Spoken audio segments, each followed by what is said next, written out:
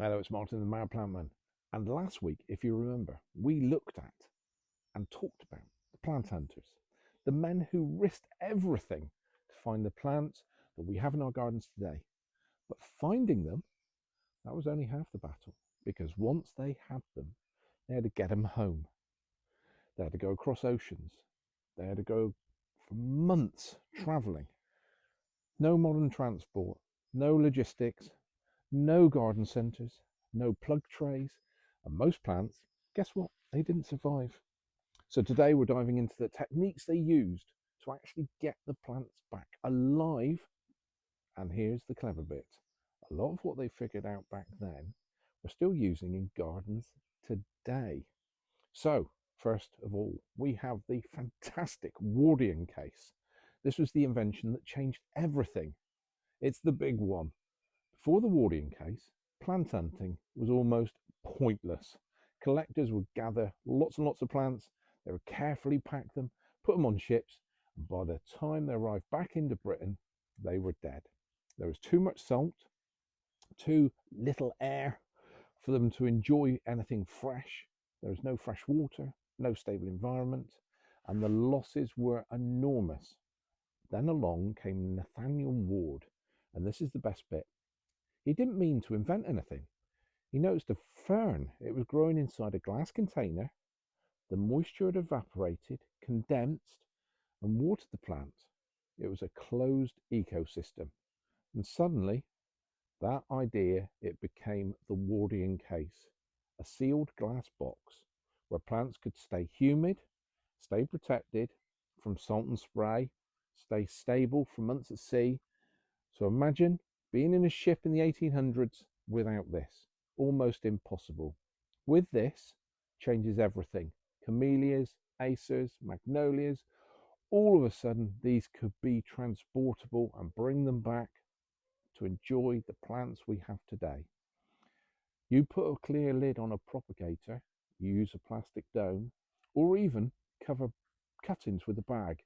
That's exactly the same principle, controlled humidity.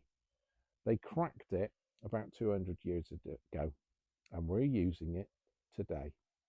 Now, a smart way to transport life is to send seeds. Once you have the Wardian case, they still had a problem with space. They had a problem with weight, and they had a problem with risk. So they started to think a little bit smarter. Instead of transporting the full plants back, they looked at harvesting and collecting those seeds. Now that sounds obvious to us, but back then it was a huge deal, a real game changer. Seeds, smaller, lighter, easier to pack, less fragile, and crucially, they don't need constant care. So collectors, they travel across the mountains, forests, valleys, collecting seeds from plants that were growing naturally in the wild.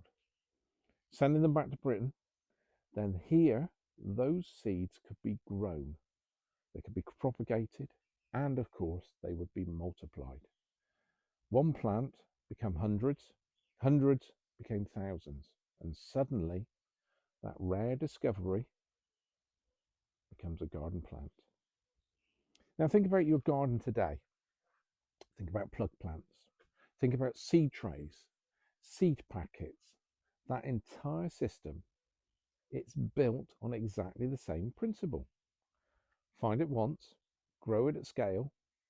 That's the real genius of plant hunting. Not just discovery, propagation. And those values are in gardening today. It's what we use all the time. Anyway, next segment would be about toughening up those plants. This is the bit that people don't think about. Even if you get those plants back alive, they still might not survive because they're coming from a completely different climate, completely different country. They're coming from mountain regions, humid forests. They're even coming from tropical environments. Suddenly, they're in Britain. Cold, wind, different soil. It is a huge, huge shock to these plants. So what did they do? They started to learn how to acclimatize plants. They looked at gradually adjusting them. They looked at moving them between environments. They built huge, beautiful glass houses. They built sheltered areas. They let them adapt. They let them strengthen over time. They built structures to help them do this. Does this sound familiar?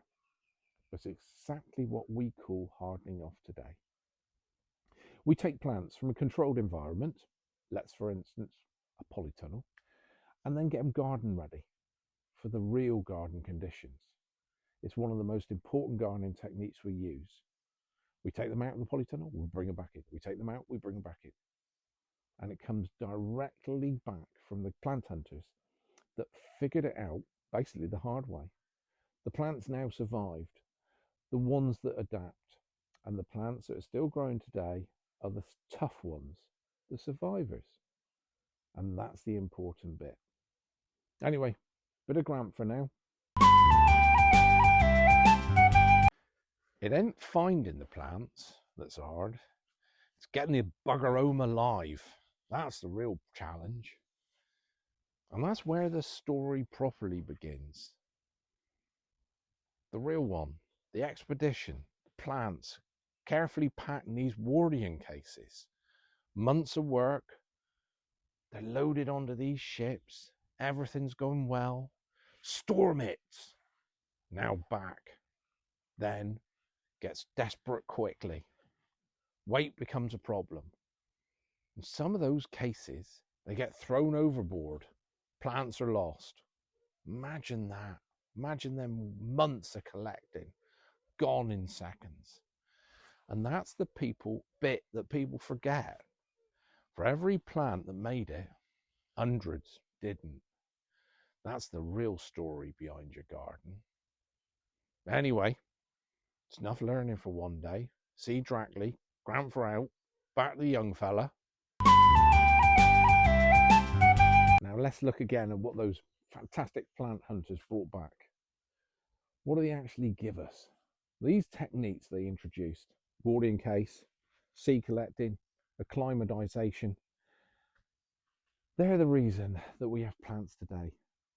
Hostas, shade-loving, reliable, beautiful foliage. They were collected from Asia. Perfectly suited to woodland conditions here. A perfect example of plant hunters finding something in the wild that fits our gardens. And the Victorians went mad for these. Same with acers. They're Japanese maples with their incredible autumn colour. That structure, that didn't exist in British gardens a few hundred years ago before these plant hunters came along and brought them back.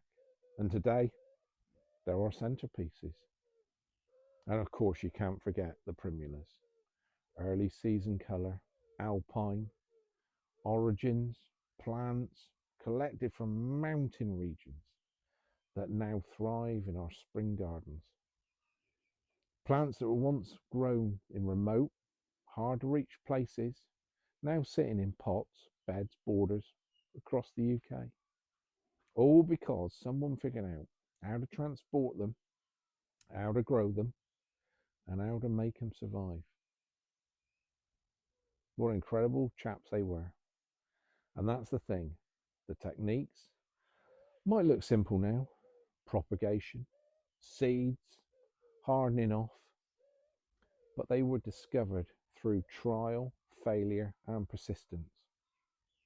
And the next time you're in the garden, just remember, you're not just gardening, you're carrying on the work they started.